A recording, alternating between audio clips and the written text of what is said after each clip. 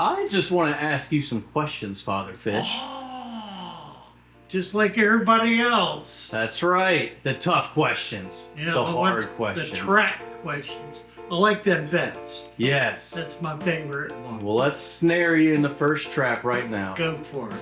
Do your best. Should you change the water in a natural aquarium? And if so, when? Excellent. Never. Never. Never change your water in a natural aquarium. Not from the time you set it up to the time you break it down, which in my case is going on 25 years. That is to say, when the water becomes impossibly polluted, clearly something needs to be done. Now, changing it really doesn't do more than dilute the problem.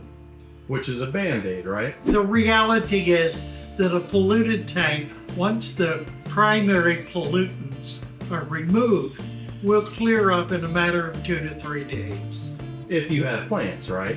Well, regardless. Okay. If removing the pollutant causes the bacteria that are the effect of the pollution to break down, to die, to disappear, which allows the water to return to a normal state. Water will always seek to return to a normal state, always. It can develop very high levels of solubles. And the solubles are the reason people change their water Yes. I to know. remove solubles. Yep. There are other ways to do that. One of the primary ways that it is done in nature is with plants. Plants are a filtering agent. That's what they do. They have little holes in them that they pump water through into in order to be able to filter out the water, to remove the solubles that are nutritional for the plant. A heavily planted tank will always be water, will always have water that is as clear and clean and pure as it's possible for water to be. Kind of like that tank right behind you. Kind of like that tank right behind me, right? Which has a lot of fish, but it has a lot of plants in it. People try to balance their tank by changing water parameters. Yes. Artificially or by doing you water change changes. the pH, Yep. you change the hardness. Yep. Now, all that does is create a stress environment for the biologicals.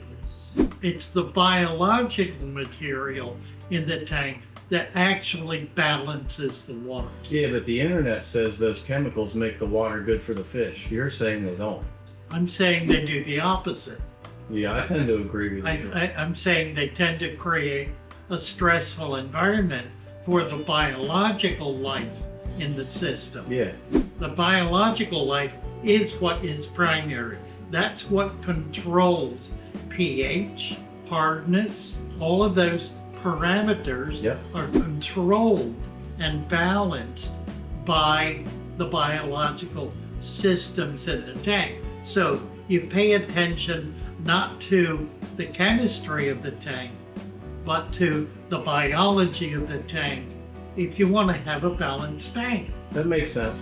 When you refer to the biological system, what are you referring to exactly, specifically? Well, what I just said, the plants, the fish, the microfauna, the macrofauna, the bacteria.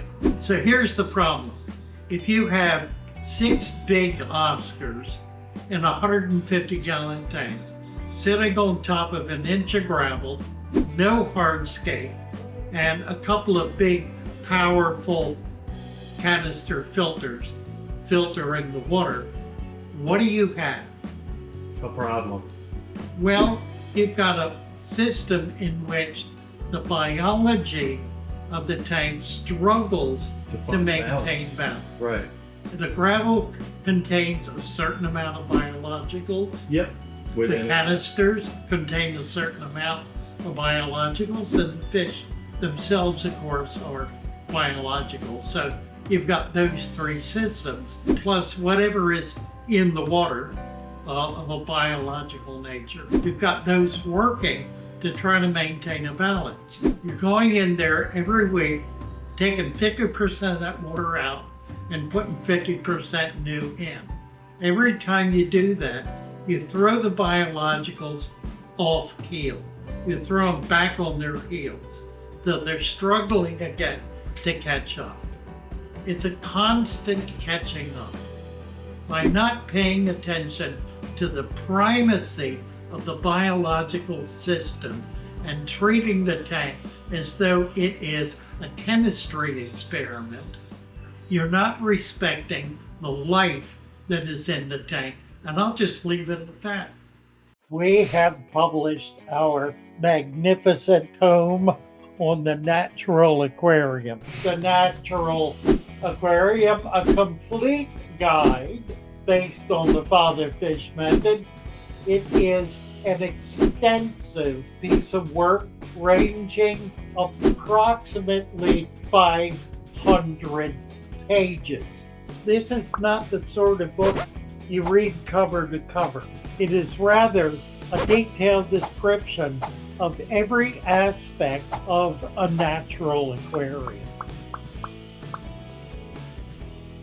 And that makes a lot of sense, Father Fish, because you really, and you always have, you've been very stringent on saying the water is what it is. You have to let the water be what it is. We don't, and you don't want to change it. You don't. Yeah, water does not go bad. Not per se, not in the ways that I think a lot of people are thinking that it does. It changes, it ages, and it matures. Water matures like wine, in my opinion. I like to make that comparison. It doesn't get worse, it gets better. Well, here's the interesting thing. I spent a lot of years on fish farms in Florida. Seeing, yeah, And in the those trenches. working with people and being around people who have spent their entire lives, older people who spent their entire lives working on those farms, working with breeding fish. the fish, yep. The one thing that to a person, every one of them who have been there for any length of time, have the utmost respect for is old water. Old water. Old water. Old water is gold water. Old water is gold water. So they do a lot of their breeding in old water. Oh yeah, absolutely. So they're not constantly flushing their systems out. No, they're breeders. Their breeders are kept in water that's been there for 25, 30 years. See, I wouldn't have thought that. Even I did. I would have thought they would be a They constant. never change water. That's interesting. Absolutely never change Because the biology is there. After all those years, That's exactly it's right. there. It's That the makes sense. biology. That makes sense. Right. It's not the water chemistry. Water is what it is. Yeah. Water is ancient. Yeah. There's virtually no new water on Earth. The water that we have right now has been here for 100 million Or years. more. Yeah. Same water. Yep. Same identical water. Yeah. Not an atom of difference. Nope. The only difference is what is in the water. Right. So you need to pay attention not to trying to change the parameters of the water, which you can't do anyway. I mean, that's the reality. If you're trying to maintain a stable pH, every time you introduce new water, you're changing the pH. Yep. So you're not maintaining a stable pH. We do want stable water. That's really important. The only way to do that is to put the biological system in charge. Are there any times in which it is appropriate to do a water change on a planted aquarium? Because we do them. We do it, right. But we're also in a retail setting. Well, we're doing it for visual effect. We do it as mainly Yeah. for aesthetics. Yeah. We do. We've got people coming in, staring into our tanks all the time. If the water is a little yellow, a little off color, it creates a withdrawal. It So, honestly does. no, so we try not to allow that. But you, as a fish keeper in your personal tanks, you prefer the tannic water, the darker water, the It natural depends. water. Yeah, it depends. I mean, I do and I don't. If you've got a lot of plant life, that'll tend to keep it clear. Yes, okay. So it tends to absorb those tannins. The fish don't, but the plants do. So it's just on a case-by-case basis. Yeah, kind of. As rigid as I sound in making these kinds of comments, I do not believe that there are absolute rules in fish keeping. The reality is that it's critical to be flexible. I mean, there are times when I will look at a tank and I'll do a water change. Yep, I've seen it with my own eyes. And I'll do it as a kind of a quick and dirty fix to a situation that I consider to be an emergent situation. So can you kind of walk us how you would ascertain that? Just what you would look for? Just like the fish gasping or... Well, lethargic fish, certainly. Okay. Plants that are struggling. Any kind of odor. Anytime you have odor. Odor in the tank? Yeah, odor, and there should never be odor in a tank. And so that's one of the primary signals is smell. If it smells bad, my first predilection will be to do a 25% water change, followed up the next day by a 25% water. Just by smelling it? Yeah, if it smells bad, then that means there's something rotten in it. There's something foul. Something is dying. It's out of balance.